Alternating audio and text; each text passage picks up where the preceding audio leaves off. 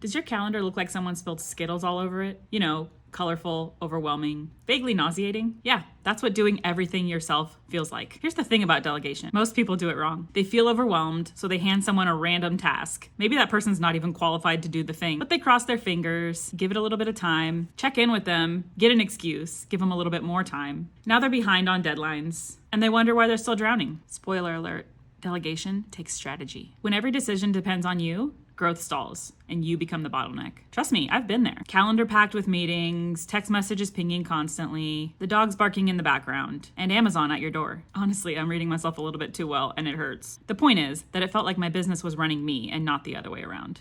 Despite every reflex in your body telling you so, the answer is not to hustle harder. And despite every inclination you have to resist, the answer is to delegate. But it's not just to delegate on a whim. The answer is to delegate strategically. So what does strategic delegation look like? Well, here's what works for me. The first step is always to clarify the outcome. We need to know the why. It shouldn't be a vague, can you post this? But it should be a clear and thoughtful phone call or email explaining the reason behind the task, why it matters. Think, here's the goal, here's the reason, here's why it matters. When you're delegating, context matters. Trust me on this one. You wouldn't believe how many times I've heard some version of, I just want somebody to crawl inside my brain. The only way to do that is to give them the context. I like to use Loom. Record a quick screen share video walking through step by step, and it doesn't have to be anything fancy. Just ask my team. They usually hear me sipping probably cold coffee and my dog barking in the background. Real glamorous, I know. Next, hand it off and give them autonomy over the process. You can review it if you need to, but let them do the work. And by the way, if you're using Loom,